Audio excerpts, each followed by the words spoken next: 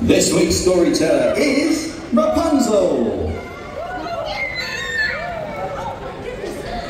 everyone. Oh, I think we can be much louder than that. I said hello everyone. How is everybody? Is everybody good? Wonderful, wonderful. Good to hear. Welcome to Princess Storytime, boys and girls. Are you guys excited to hear the story? Wonderful, wonderful. Now, of course, it's not just any story time. During this story time, boys and girls, I'm going to need your help to tell the story. Would you help me out? I said, would you help me out? Fantastic. Now, before we get started, of course, I must know everybody's name. It's only polite. Now, hang on. Does anybody know my name? What's my name? Very good, yes. My name is Rapunzel. I'm very honoured to be here today telling you my magical story and to celebrate going back to school. Yes, has everybody had a lovely summer? Yes. Did anybody go on holiday? Did anybody go on a holiday? Hands up if you went on a holiday. Ooh, very nice, very nice. Hands up if you didn't go on holiday. Did you not go on holiday? Did you have fun at home? Yes, yes. Oh, how wonderful, how wonderful. Well, everybody's going back to school very, very soon, but of course, this is a big celebration before we all go back to school. Now, of course, you guys now know my name, but I don't know all of yours. So, to save us some time, after the count of 3, can you all shout out your name as loudly as possible so I can hear it? Yeah? Should we give it a try? Alrighty, after the count of 3, shout out your name. Ready? 1, 2, 3! Oh, very good, very good. I had quite a few at the front here, but I think I may have missed a few. So we're going to have to do it again, this time even louder. We can go louder, can't we? Of course we can, of course we can. So, let's try it again, even louder this time. Ready? 1, 2, 3! Oh, very good, boys and girls. That was fantastic. I think I managed to catch almost everybody's name that time. But I don't know the mummies and daddies' names. No, I need to know your names too. Of course, we need to all be friends. So, boys and girls, you need to show your mummies and daddies, grannies and granddads, aunties and uncles, big sisters, big brothers, anyone you have with you, how it is done, okay? So, one more time, after the count of 3, everybody needs to shout out their name. Are we ready? Here we go. 1, 2, 3! Very pleasure to meet you all. Some lovely names I heard there. Although, I think somebody's called... Now, are we all ready for the story? Yes? We don't sound too sure. Now, hands up if you know my story already. Who has seen my story before? Wonderful, wonderful. And who hasn't seen my story before? Has anybody not seen my story before? Don't worry, we're going to tell the whole story all together today, so do not fret. And I hope you like the story. It's a very, very magical story. Now, is everybody sitting comfortably? Give yourselves a little wiggle. Give yourselves a little wiggle. Make sure you're sitting nice and comfortably. Very on a time, in a far-away kingdom, a single drop of sunlight fell from the sky, and it grew into a magical flower.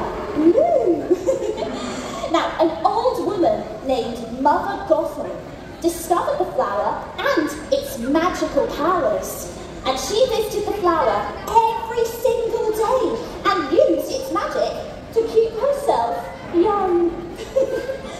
Now, one day, the queen of the kingdom was about to have a baby. Aww, isn't that lovely? The queen was about to have a baby. However, she fell gravely ill. Now, the kingdom had heard rumours of a magical flower hidden somewhere in the kingdom. And now they knew it was up in the mountains. So, with everybody quickly searching for it, they found it. And they turned it into a potion. They gave it to the queen, and thankfully she was healed. And she gave birth to a little baby girl, who she called Rapunzel. Now, the baby's proud parents then launched a lantern into the sky to celebrate the princess's birth. Oh, have you guys seen the lanterns before? Have you seen any lanterns like that? Oh, aren't they beautiful? They're so, so beautiful. They're all gold and they're so, so lovely. Now, That night, furious that the royals had stolen her magical gift, Mother Gothel crept into the baby's nursery and kidnapped the baby Rapunzel. The king and queen were heartbroken, and each year, on Rapunzel's birthday, they released lanterns into the sky, hoping their lost daughter would see them and then one day return home. Now, do we think that will happen, boys and girls? Do we think it'll happen? No? Maybe? Shall we find out? Yeah? Now, Mother Gothel took me to a very high tower hidden inside a valley and brought her up to believe that she was her real mother. The outside world is a dangerous place, she would tell Rapunzel. And she convinced the princess to stay inside the tower to protect her magical hair, which had lots of magical powers.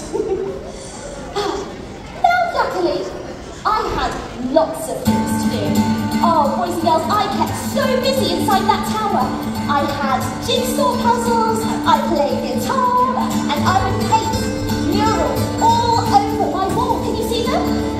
Can you see them with the practice? Oh, it was the most wonderful day. And, of course, I still longed for a life outside of that tower.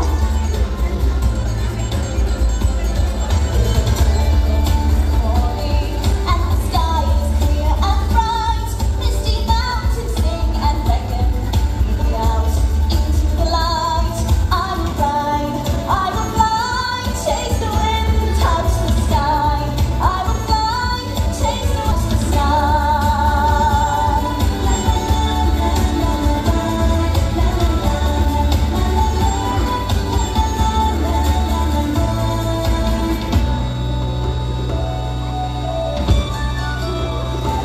where downwards heights and mountains of bliss and gold, deep waters hold reflections of time lost long ago. I will hear their every story, take hold of my own dream, be as strong as seas are stormy, and proud as the eagle's and touch the sky.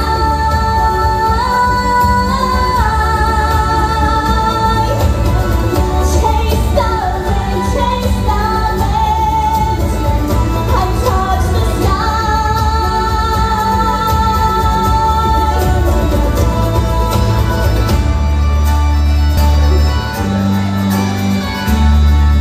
I think that looks good.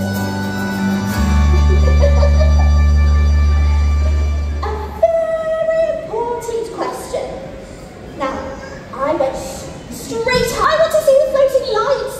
I want to go outside. I want to know what they are. But they appear every year on my birthday. Surely that must mean something, right? That means something, doesn't it?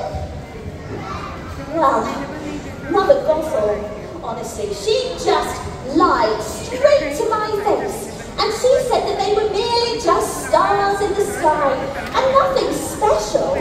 Now, was that true, boys and girls? No, it wasn't true at all, was it? They weren't just stars. They were lanterns. But of course, I didn't know that at the time. Now, she then left the tower to fetch some dinner for that night. Now, that day was just like any other.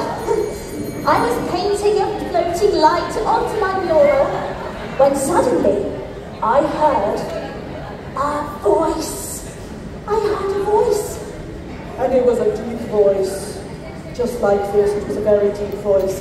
It definitely didn't belong to my Mother Gothel. No, it was a man's voice. Oh, now boys and girls, I was absolutely terrified. I've never heard a man's voice before. I'd only ever heard my own voice and my Mother Gothel's voice. So, I got ready. I grabbed my frying pan and I snuck up behind the man. And what did I do next, boys and girls? What did I do? That's right! Bang!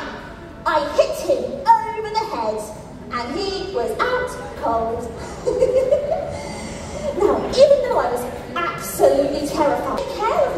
inside my tower, surely she would let me leave the tower to go see the floating lights, right? Yeah, I think so. I can definitely take care of myself. Now, I dragged the man and hid him inside my cupboard, just until Mother Gothel returned home. But then, I noticed something inside his bag, and it was very, very shiny. I reached in, and I grabbed it. And does anybody know what it was? What was it? That's right! It was a beautiful, sparkly crown. And something about it just seemed very, very familiar. Yeah, it seemed very familiar. And boys and girls, it was so beautiful. Suddenly, Mother Gothel returned home, and finally I could show her the man inside my cupboard.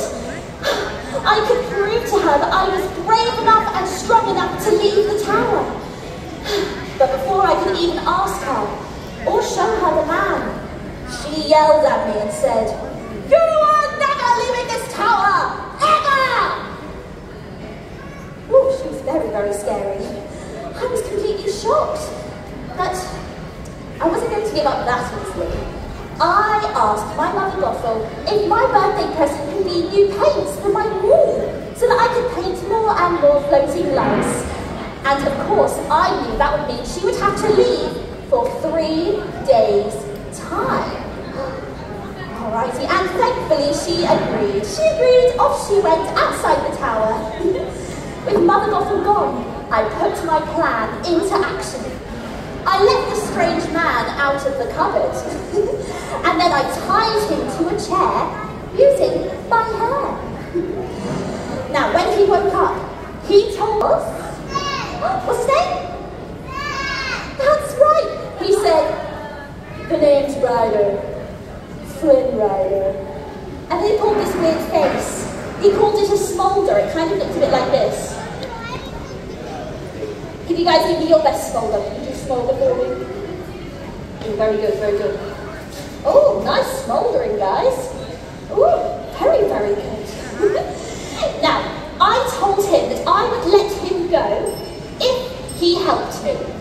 Pointing to the painting of the floating lights, I said, "Tomorrow they will light up the night sky. You will act as my guide and take me to them and then return me home safely. Then, and only then, will you get your satchel back." Now, Flynn had no choice but to agree.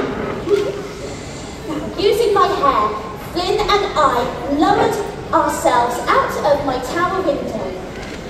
My feet touched the grass for the very first time. I was so excited. Oh my goodness, boys and girls. Yes, my feet touched the grass as I walked along. Now, boys and girls, for this song, everybody clap their hands like this. Good job. And feel free to get up and have a little dance. Looking up at the starry sky, so shiny blue, and there's a yellow, yellow things, and a fairy came on anything. Hooray! Some people find surprise around each corner. She's sliding on the rainbow, the next morning, Flynn and I had finally found our way to the kingdom. It was a breathtakingly beautiful room. Look at it. Doesn't the castle look beautiful, boys and girls? Yeah? Oh, I was so excited. We spent our time exploring the kingdom, and some lovely children even offered to braid my hair and put flowers in it for me. Wasn't that nice of them? That was so nice of them. A few hours later, Flynn took me out onto a boat. Soon, lanterns began to float out of the castle and into the night sky. Oh, my heart soared. The view was so beautiful, just as I always hoped it would be. Turning to Flynn, I passed him the satchel. Now, the view was beautiful, but I knew that Mother Gothel was wrong, and that he couldn't leave now. They were on the shore, and without telling me, he quickly rowed us back to the land and